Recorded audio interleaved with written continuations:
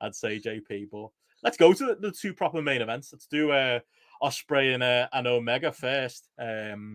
Surprised when it was in the card, JP. I think that's probably you talk about like the way the card was slotted. That's one criticism I think you can give it. Is hindsight, 2020 or whatever, should that have gone on last, considering what they then went out there and did, as opposed to what Dragon and Okada did? I don't know. What's your take on it, and then we'll get into the match itself. It's with hindsight, yes, it should have gone on last in terms of it being more impactful and more eventful, actually having a kind of storyline to it, and it's part of a bigger story, which is clearly where is the third match going to be, and you have to be looking at kind of like all in at this stage. Seems like that really will probably be the route that they go down. So it should have main evented, but I still would have, like, if they'd got the timing right and they'd given like Brian and Okada somewhere in the region of 40-45 minutes, then it would have been better for it. And then we might well have been talking about, actually, that's the thing that's, they never got a chance to kind of build that crescendo. But in terms of this match, like, I mean, fuck me, it just had a bit of everything, didn't it?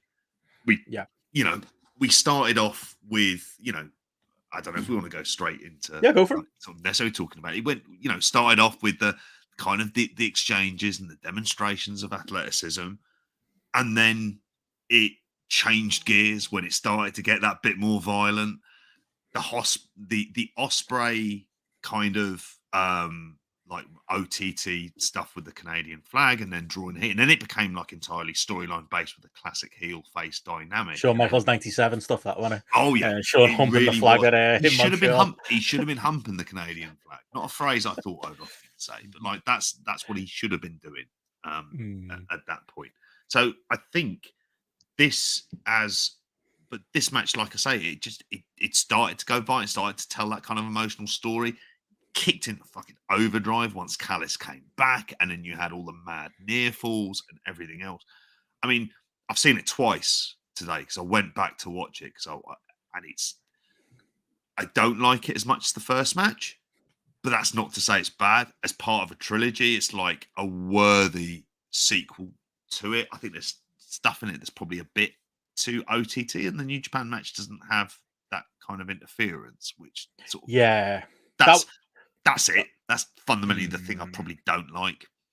I was glad it wasn't the finish. That would kind of, in the moment, I was like, it's that type of match. Because it didn't make it. Callis is sent to the back, and then he comes back, and there's just no punishment. He can just get involved in the match in front of the ref. Like, that does genuinely, like, knock the match down a little bit to me.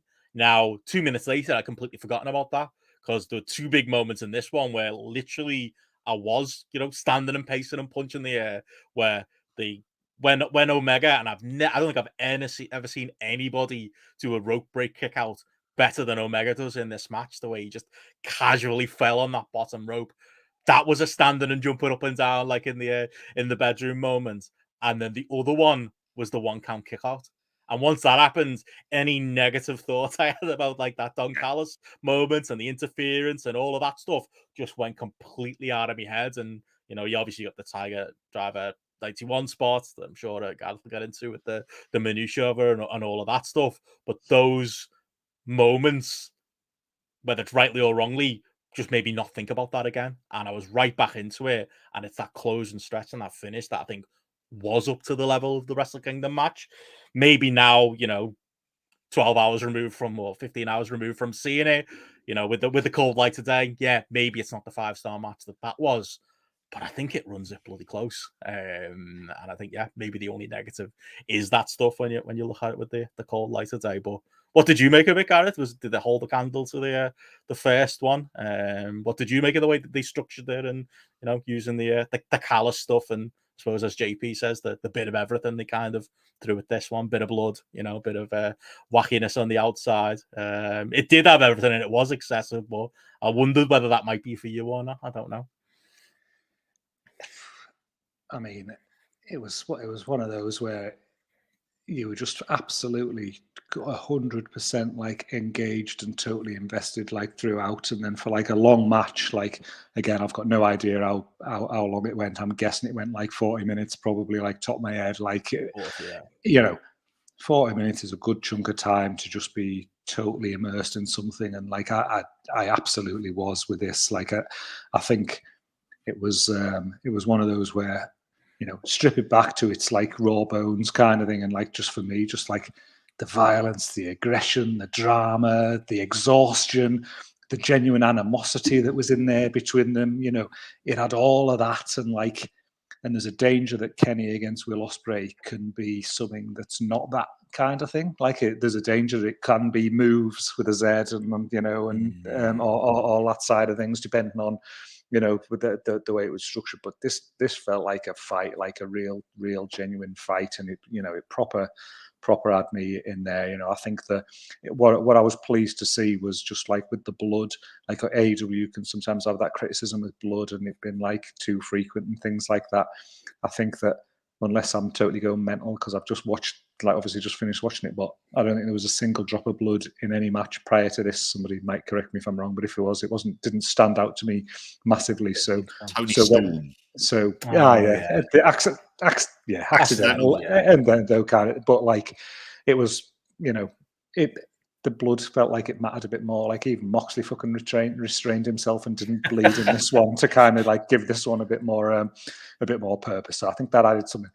I loved Ospreay with the blood on the arm when he looked down the camera, like really sinister, and then he licked the blood off his arm. That was fucking outstanding. Like it was just like that extra little bit of you know, the character side of stuff. And I think the crowd were chanting like "You sick fuck," and he was like, "Yeah, I am," and like licked the blood. I was like, "Oh, I love that," because that's not talking at your hands shit. That's someone in the moment, kind of like just reacting and just going with it. And it was, you know, like credit to him on that. That was ace. But we got tested, but yeah. yeah. Maybe not. But what I'd like written down here, where I think Kenny has him, and he there was that sequence where like Kenny took his back, he had him in a choke, and then he transitioned to the armbar, then he put the triangle choke on, and then Ospreay sort of like summons Rampage Jackson, and he did the power bomb like out of the triangle choke, and then like at that point I was so immersed in it. Like I'd like written here, like if the finish is good, this is a full 5 at the moment for me. So that's even before we got to the bells and whistles. I was just enjoying the brutality and just the, you know, the genuine fight that they were having up to that point. As it happens, when it got to the end, I mean, the end, I won't say it was shit. I won't say I didn't like it, kind of thing, but it was, but it didn't make it a 5. I think that I've ended up going like 4.75 for me. And the thing, like, it just felt a bit too much, kind of thing at the end. It just felt a little bit like, oh, come on, like, kind of thing. Like he's had a screwdriver to the head, and then you finish it, and like, and he still kicks it, and then it's like, you know, do something else, another finish, you know, the Tiger Driver, and he kicks out, you know, like again. It was just like the kick out on one, although they were kind of like good, like in the moment things. Yeah. Like I just got to the point where I was just a bit like what we doing here? Like, you know, I always have that thing of like, are we coming in and we're you know, putting a fucking JCB on top of somebody and they're still fucking kicking out and things like that. You know, it's that point sometimes for me that it just goes a bit too far. But I tell Matty you what, would say that's the proper stuff, by the way, as long as it's Brock Lesnar behind the wheel. Like, they literally did that last year, didn't they? but I mean that the foot on the ropes that you mentioned there, Benno, that was like that. Like I was writing my notes like as I'm doing it, and I just wrote Hidden Braid, Stormbreaker, and I just wrote 1, 2, 3, and then I was like, what? Like it was like delete the 3. I bought it hook, line, and sinker. I was absolutely 100%. It was like one of the best false finishes I've ever seen in my life. That, you know, which was great. I just almost feel like, oh, if it had just finished a minute later with something else or something like that, I think that would have took it to 5 in my eyes. But obviously, I'm watching this I've watched it once. I've watched it there, like in the moment, like an hour ago or 2 hours ago or something like that. Something that I'd want to do definitely is watch the first one again immediately before. I think when I watch it again, I'll watch the Tokyo Dome one and then this one straight after each other because I just want to see the little And the Wembley one. The little nods to each match and things like that. And then if the Wembley one, at the end of the day, if they do Wembley and it's in the same league as this and it's in the same league as the Tokyo Dome one, then talked about Joe versus Punk, then I think we've got a new contender there on the trilogy front, mate. I'm now a full on Dave Meltzer pilled. We need a big British star at Wembley. Will Ospreay is that guy, man, now because I want that big match at Wembley that much. Like, imagine we get to be there for it. Like, yeah. And that's the thing that I think this match achieved so well, because I don't think we disagree, Gareth. I'd go 4.75 on it. My reasons are more the the nonsense and the screwdriver and the Callis stuff. There's just something about it that just makes me not feel like, well, this isn't a 5-star match. It feels sullied, which it shouldn't, because the point of the match is to get over, Ospreay is like, and we shouldn't have ever doubted it when we did the weekend show, JP. Like, he always had to win this. And they're always had to be in like a personal way like this, where he does that, where, obviously he's with Callis now, which is kind of, feels like we've jumped a couple of steps along in the story, but okay, fine. That makes sense as a combination, though. I'm happy with that. And the fact that he beat Omega with his own stuff, like, that adds like that personal element to it. It's all reason to do that third match. Because I would say, like, the pushback we give it, JP, on did AEW need a big British star for $1 billion as it Will Ospreay? Because he's not an AEW guy. And bear in mind, I know that this match, will have been seen by, let's say, 150,000 people as opposed to a Dynamite that's, 800, 900,000 or whatever, worldwide, over 1 million. There is that. But I feel like coming out of this match, Ospreay's a made man in AEW. He is, whether he's an AEW guy or not. There's no AEW fan who doesn't know Will Ospreay at this point. I think now that they've done this and they put him over so strong, and that's the genius of it, putting Ospreay over in AEW, putting Kenny over in New Japan, has meant that now Ospreay's established in AEW. And I think you can do that at Wembley, and I think they should do that at Wembley. Maybe they wait for Wrestle Kingdom, but I think Wembley's the place now. I think they've got to do that third match there, and that's what this match did so well, setting that up.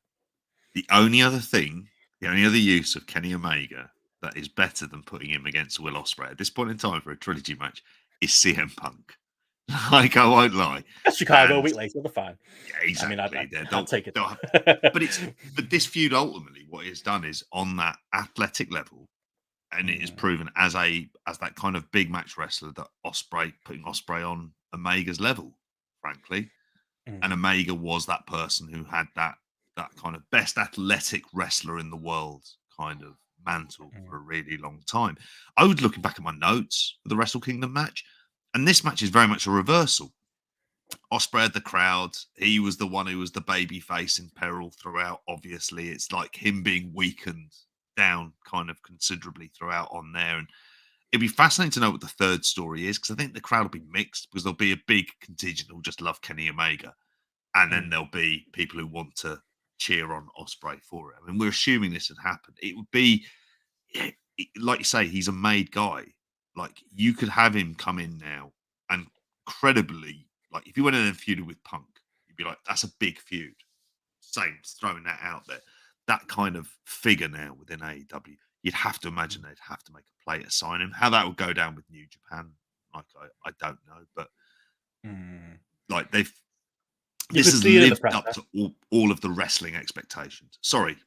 Yeah, they wheeled him out at the presser, and I don't think they do that if he's going to be purely a New Japan guy going forward. I think that's what this match was for. I think it's fantastic booking, and it makes all the sense. And if he's associated, because Callis isn't going to New Japan either, is he? So clearly the Ospreay Callis association is going to be something, a side of the story they're probably going to tell over here in America and in England and Wembley as well. So there's all that to it as well. But I'm excited for the third match. But go on, Gareth.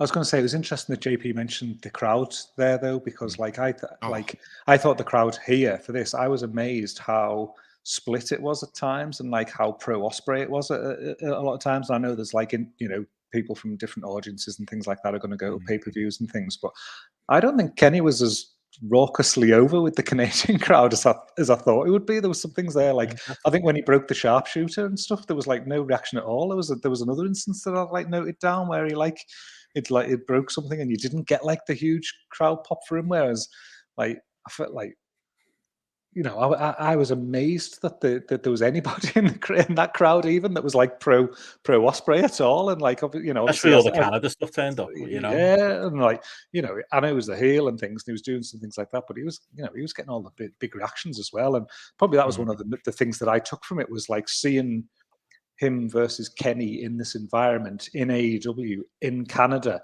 and I was thinking like, he could have been not eaten alive by it, but he could have been eaten a bit by the scale of Kenny Omega in his own in his home company, in his home country. But like Ospreay looks as big a star as Kenny Omega to me in that match. He certainly felt it with the crowd and the reactions he was getting. And you know, again, if then that's going to then carry through and he is going to be retained on the TV products, like again, I'm the same as you. I didn't want British people shoehorned into Wembley, but like it'd be it'd be stupid not to put him on the back of that match. Absolutely stupid not to. And you want a match for Wembley that's gonna, if you're putting together this type of a card and you're thinking, is this going to shift a few tickets? Yeah, like a trilogy ender between these two. Like if you're starting to put that card together and make shape, you know, you want to put that on there. And obviously for the long term credibility, you want to put on the best kind of wrestling match that you can. So really, where else are you going to get that in terms of like the best actual wrestling match, the stuff that you could put on TV? So I was watching this match today, and Harry, who's only 6, was watching a bit of it with me, and you could see, even though you know he didn't sit through all 40 minutes, bless him, but even he was like looking at the sheer athleticism of it and of the moves. The thing he saw that was like kind of like he winced at was when Ospreay went for the Oscar, came back, and he just kneed him in the head really casually. It was fucking tremendous, and it was full of stuff like that. I have to say, just a shout out for you enjoy the blood. There's a lot of that. That was an Eddie Guerrero level juice fest, that wasn't it? At that point, Fortnite took over on the Switch. Thank God, kind of bypassed that problem. But there was a move at the very beginning, and it kind of summed up the intent of it. It was when Ospreay was going for the headstand out of like having his head trapped in between the knees, and Ospreay did the simplest thing of just like little cheeky mini pile driver. Just to like knock him into the mat. And that kind of stuff is just thinking, this is what these two can do. It's taking stuff that you see a lot of times in a match and you think you know where it's going to go, and they just add on something little to it. And it's just those reversals, that little bit of extra brutality into it. And that's the stuff that makes matches like this. Rating wise, mate, you talk brutality. Fucking hell. Oh, for Christ. I'm not the safety police. I don't even really want to have that conversation. I just want to say it was fucking horrible. Like, Kenny did not land well on that one. I'm glad he's okay. Is just the extent of the conversation I'll have about that, really. But like, fuck me, that was rough. Yeah, that was absolutely horrific for it. And this match, I mean, Jesus, like you say, the stiffness and brutality. And you don't necessarily think of like Ospreay and Omega as like these stiff workers, but fuck me, they were like they were laying it in and it worked. Yeah, this is like, I'd go 4.75 if I'm going for a rating for it, because I'm kind of with you where there's the sports entertainment element kind of takes away from the idea of this being this trilogy of matches that you don't want tainted by some bloke bloody running in and stuff like that. By Lance Storm and Paul Lazenby on the outside. I feel like I wondered that was them. If it wasn't them, it was the. I thought JR Kratos. Yeah, it looked like him too, didn't it? Kratos and Royce Isaacs would be my cheeky tip. Has it come out today? I don't think it has. Who they were? I really want to know. Like Grant and Phil. Yeah. Now, it really could have been 100%. In the UK, at All In, you do that angle. If you're putting one bit of sports entertainment in, Omega's about to go for the one-winged angel, looks up, Steve McFadden, Ross Kemp comes in, pulls in from the other side. Imagine the pop. Apart from some confused Europeans and Americans. Just like, you're booking this going on here. Tony Khan needs to hire JP. We'd have Oasis doing like a live performance. We'd have the Mitchell brothers there live. All sounds good, to be honest. They should be doing all of this. None of this phone boxes. And then get Elton John across from Glastonbury to do Saturday nights. All right, for one last gig in the UK. Cheeky Wembley Stadium one. Even I wouldn't mind about that. Maybe Tony's got the money. We'll be talking about Jim something else. Tony Jim spends, Ross dancing like Daniel Garcia to it. but yeah, anything else on that? Like Rian says, yeah, Ospreay called out Marufuji randomly in the press.